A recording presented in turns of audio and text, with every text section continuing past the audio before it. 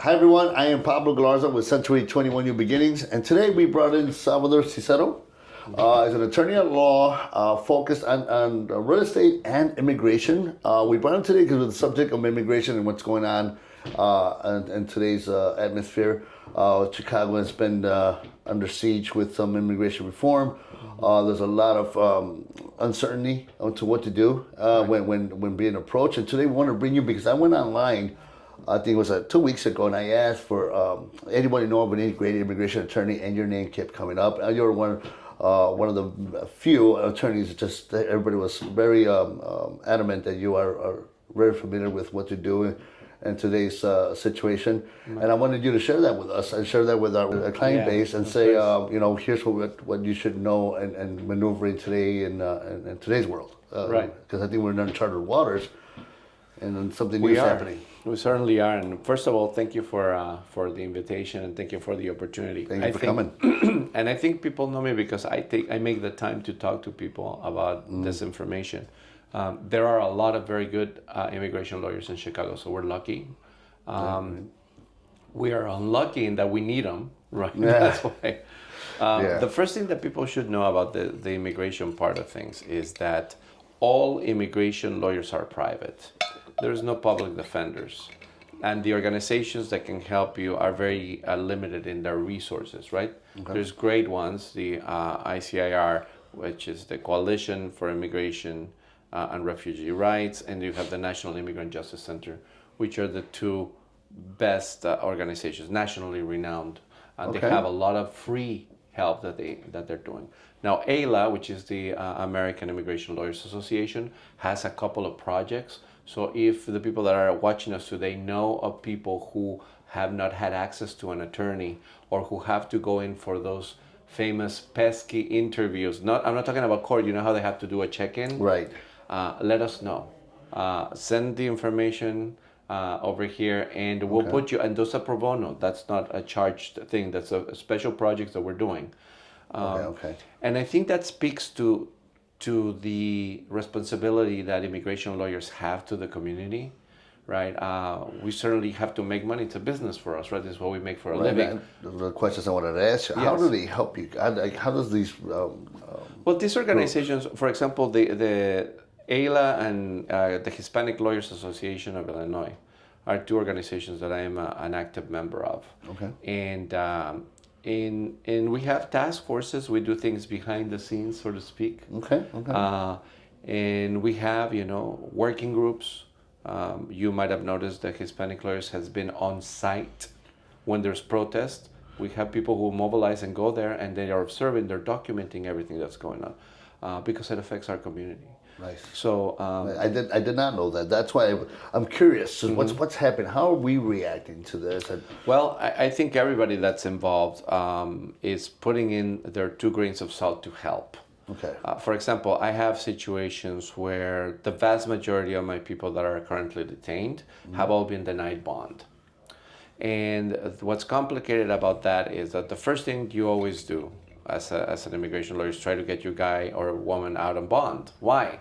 Because facing a deportation when you're detained is very difficult, not only because you're detained, but how are you going to help the lawyer prepare? Yeah. And the families aren't always able to support you. In my particular cases, the families have been extremely supportive, and the friends and family have supported. But there is a bad decision from the Board of Immigration Appeals. And let's understand how this works. The immigration courts are executive branch courts. They're not judicial branch. Okay. So they're under the Department of Justice. So President Trump came in, he fired a ton of judges that had just been hired and vetted properly by the prior administration. Okay. Just because they were hired during that period. Oh. And then they put in a bunch of people. Well, first of all, they didn't replace all of them, and the ones that they put in place were people who were extremely pro Trump, right? Even though they're attorneys. Pro-administration, they got that going now. Yeah. Now, that doesn't mean that everybody who's been appointed by Trump is a bad judge. I'm not saying that. Right. But let's say that many of them are leaning his way because that's what he seeks for in candidates, right? So that's one issue. Right. So the Board of Immigration Appeals just came down in September with this decision that basically says that anybody who came in undocumented does not get bond, which is just the basic constitutional right we all have, whether you're documented or not. So what options does the person have? Well, they have to go to do a habeas corpus, right? We've heard of habeas corpus because Trump wanted to suspend the right of habeas corpus. A little bit on that. Habeas corpus means you have to show me what I've done. Where is the body? Habeas corpus. Where's the body, right? So what we do is we go to the federal district court, which is a judicial branch court, and then we ask that the person be released. Okay. Because there's no reason for them to be detained. How hard has that been? It's been very hard for two reasons. One, it's not like we don't have sample habeas corpuses that we can draft, right? Right. You have to be admitted to the circuit court that has jurisdiction over the person. And all the people detained in Illinois are being shipped out somewhere else. All my cases are in Michigan, in Indiana, in Missouri. Making it almost impossible to get them out. It is very difficult. No, we're very successful when we go to habeas to get them released. The problem is people don't have $10,000 to pay you to go to a habeas corpus.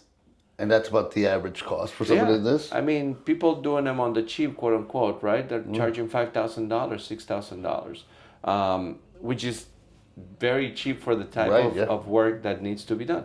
That's just for the habeas corpus. For the bond, I usually charge $3,000, which is most people charge about $5,000. Right. And I'm bringing this up because people need to understand. They need to have money set aside, because even if we give you a price break, even if I give you a payment plan, you're still going to spend $10,000 to $15,000, maybe $20,000. And a lot of people don't have that kind of money. And the results just to get them out and do what? It just start the process again? It's just to get them out. That's it. But here's the thing that's sad about it. So many of my clients have been here. Well, first of all, I think that of the 10 people that I currently have detained, only one has committed a number of crimes. And his crimes have all been related to his alcoholism. So they're all like DUIs. Oh, wow. Okay. That was my next question. Yeah. One DUI does not make you ineligible for bond also, or to adjust. Right. But 3 or 4 and not going to court, that'll get you deported for sure. But the point is, all these people were detained. None of them, the immigration wasn't looking for them. They all, one guy got detained putting gas in his car. The other one was cleaning his mirror outside his car. The other one was cutting grass, So I've been watching and started to interrupt. Like they were saying, it's random. But then I see something where they'll pull up your name. Can they pull up your name and find out, hey, you're here illegally? Well, like a police officer, but there's no database. I know, I guess that's what I'm asking. What are they doing with their phone when they're checking What's your name? Pedro Galarza? Oh, you're what are you talking about? Yeah, so there's no actual list of... Listen, undocumented people came in without inspection. Yeah. So I know. So I was curious. Like, what are they doing when they're like, hey, but let me get your name. Like, what are they looking for? There's other ways they can determine. If you were detained when you were crossing and they took your fingerprints, that's one way. But what we are seeing is not that, okay? What we are seeing is that they are detaining a bunch of people just because they look Latino. Racial profiling. Absolutely. And I've had this discussion with my Polish friends. There's a ton of Polish people here, right? And they were laughing like, man, we're blonde. And it's just like, maybe you guys should just go blonde, right? Color contacts, maybe? No. It's truly incredible that the Supreme Court of the United States has allowed the president to continue to do these things, because the reality is, they said, well, you guys figure it out. In the meantime, we're not going to make an opinion until this comes before us, and just whatever is allowed, right? What are you talking about? No. Yeah. Before, the way that every Supreme Court has ruled is, this is the existing precedent, whether you like it or not. Until that changes, you're going to follow this. And they haven't said that. Wow. They're like, whatever the president wants to do, he'll get to do until that comes before us, and then we'll decide if what he's doing is okay or not. Yeah, and I still had that mentality. Well, maybe it isn't as random as we think. Maybe they are using some type of system. I mean, because I heard there was drones. And so I hear all this huge thing. There are drones going in. They know what they're going for. Let me take you back one step. Okay. What's disingenuous about the entire situation is that the United States for 40 years has had a policy of free flow of undocumented people into the country that was begun openly when Reagan was president. Okay. We allow a certain amount of people into the country. We know where they are. So one of the things that most people don't have access to is information. Like when I was consul, we would have meetings with immigration. Back in 2000, they knew how many people in one industry were undocumented. The government knows. They keep track of where people are working, what industries are affected. We know that. That's part of how things are handled. It is just a look the other way kind of policy that's existed, right? Okay. Remember, our immigration system used to let you come in undocumented, pay a fine, and then get your papers.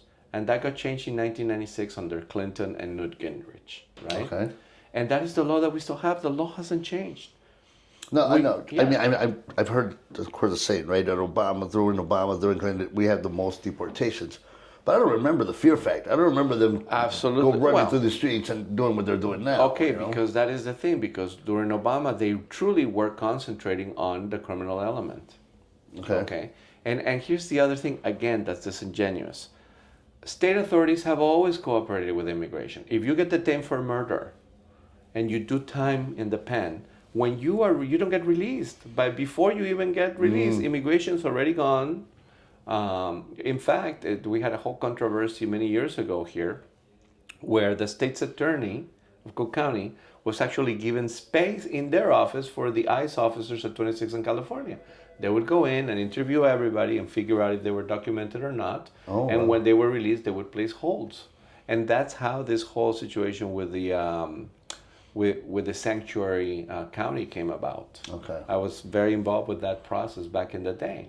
So I'm giving you information that a lot of people don't have access to because I just happened to be in the room when these things were discussed.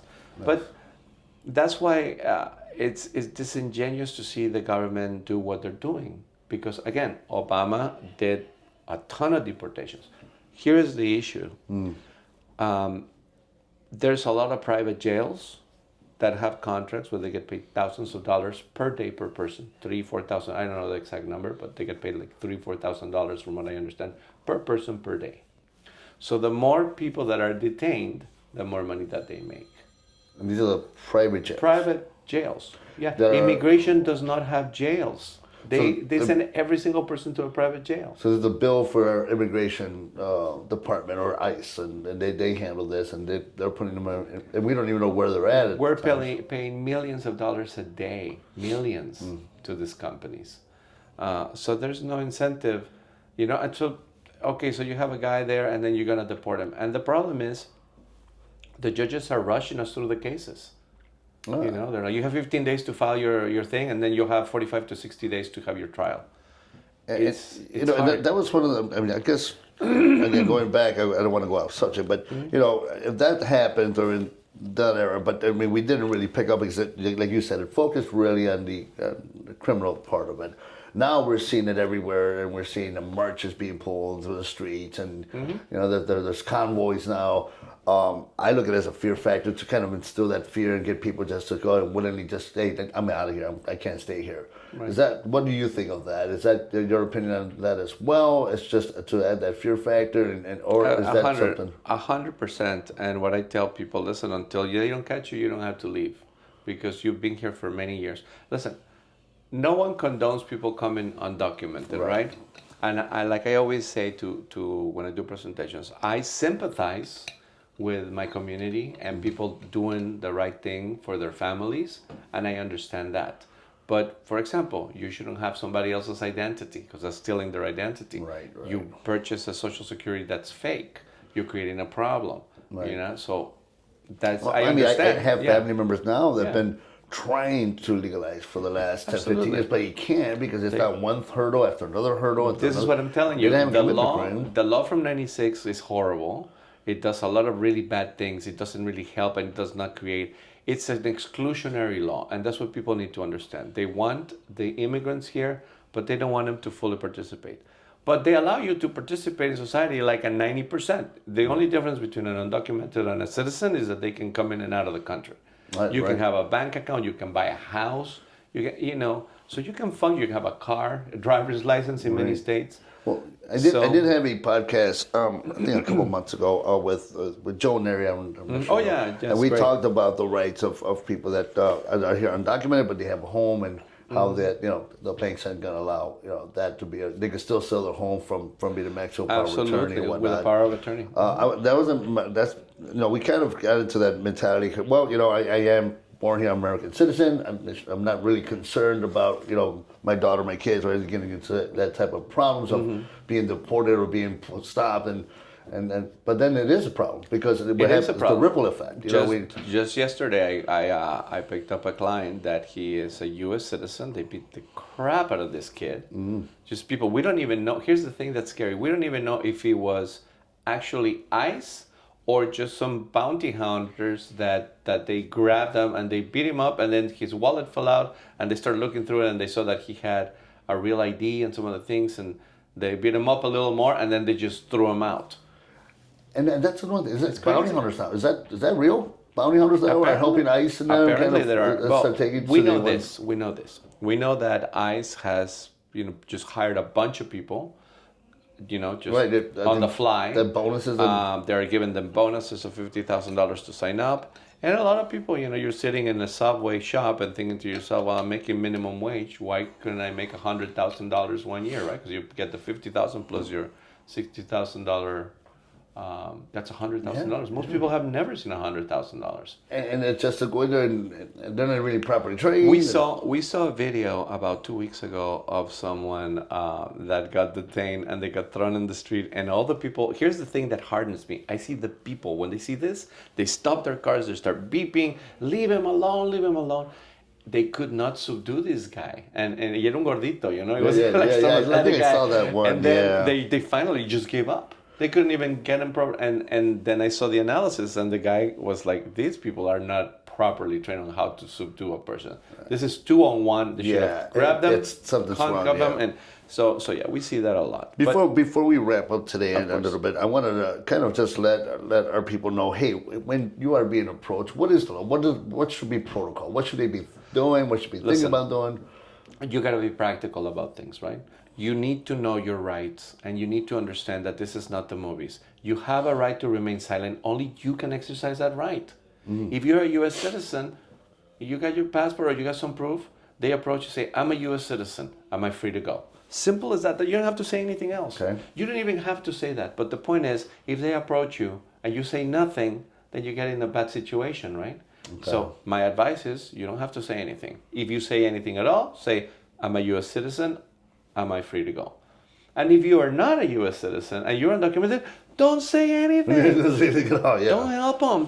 Don't sign anything. If they take you into custody, then they're going to have to prove that they had probable cause. And that's important for your habeas corpus. But then you're still going to be $10,000 out of pocket going into this. But listen, $10,000 to be free in the street is nothing versus you being kicked out back to For now. Well, yeah, that's true. So, I know we're probably going to follow this up with some more coming up. We're going to do another section in Spanish to help our clients that don't speak English. But I want to thank you for coming. I really appreciate it. It means a lot. I think we'll do more as we go through this fiasco that we're going through right now and find out how it's affecting us. Our everyday lives, even though we're American citizens, it's still affecting business. It's still affecting the family, which is very important. We'll talk more about that as we move to the following months. Thank you guys for joining us again. Salvador, thank you for coming. I really appreciate it. Thanks for being here. And we'll do some more later. Okay. Thank you.